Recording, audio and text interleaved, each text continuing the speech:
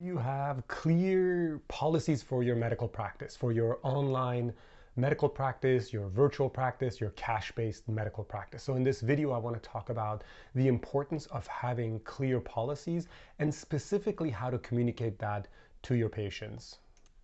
My name is Dr. Mo at digitalnomadphysician.com. I run my own virtual medical practice. I talk about building a virtual medical practice, and this is a journey for me. I'm trying to figure out how to do it well.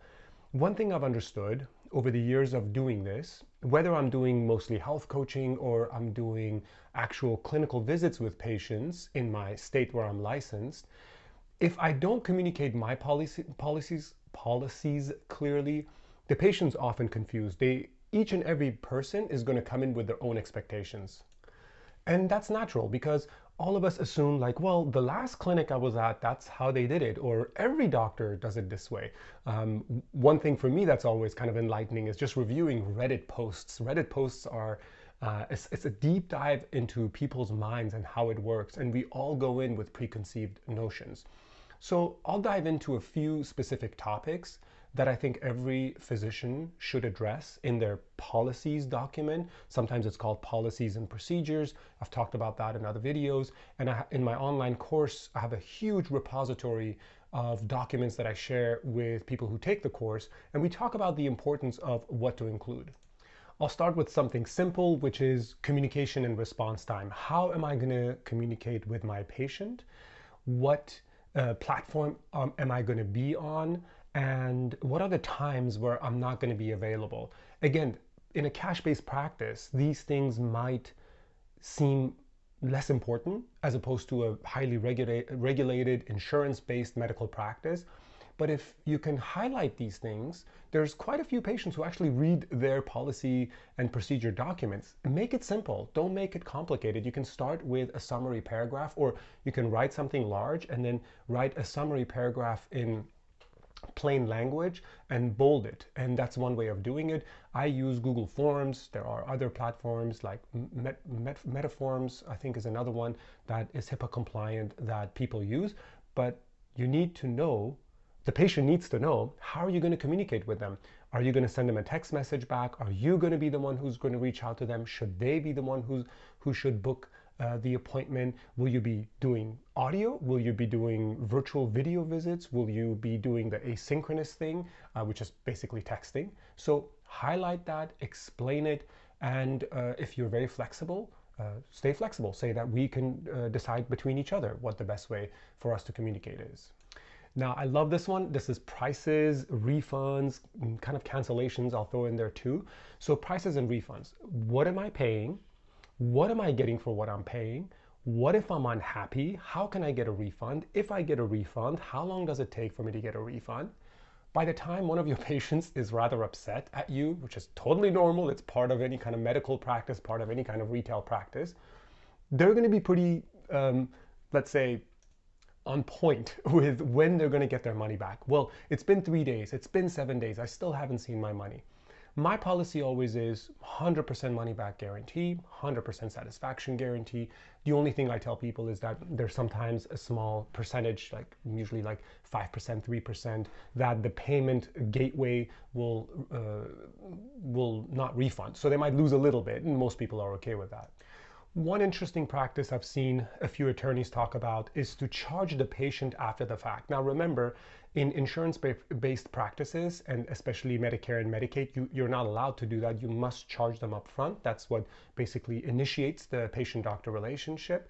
But you could have a visit with the patient and say, I'm going to send you the bill afterwards. If the patient is happy with you, great, they'll pay the bill. And if they're not, they'll say, hey, you know what, I honestly didn't get what I wanted.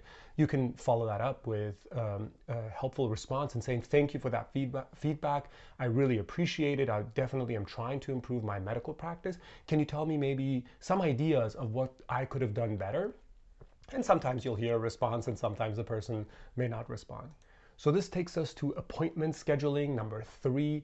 Scheduling appointments should be pretty straightforward. There's a lot of different platforms that you can use. Calendly, most of the electronic health records have their own scheduling platforms.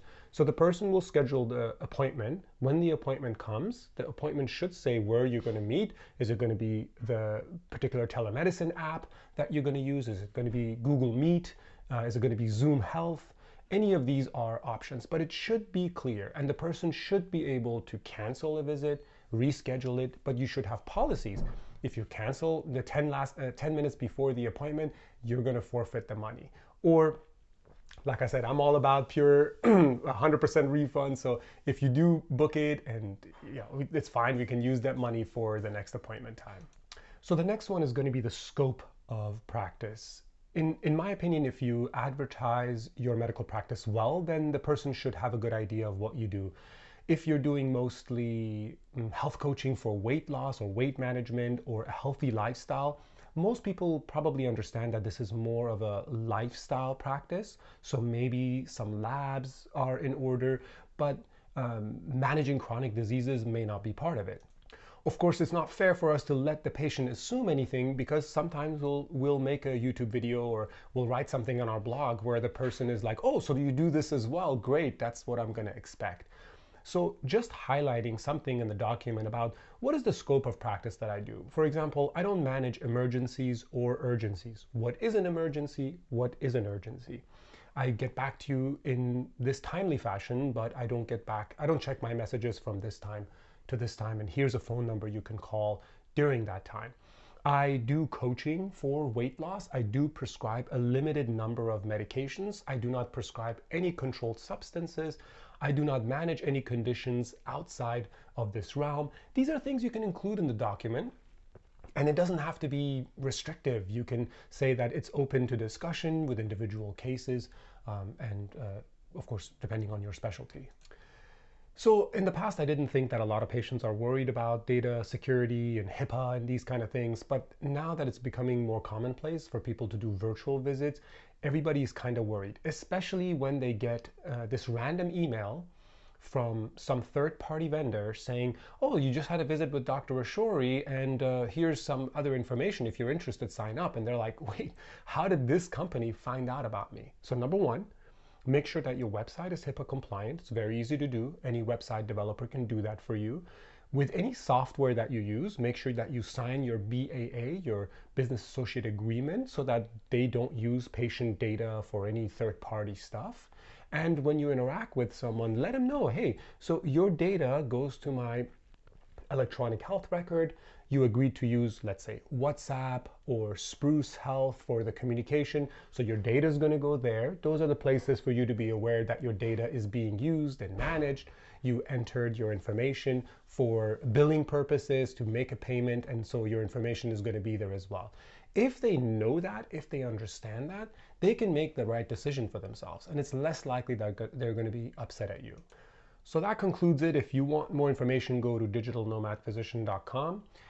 Tell me below, what's your workflow? What's your process for creating your policies and procedures? Where do you go for the information? And what are your biggest pain points in figuring out your particular P&Ps? Take care, guys.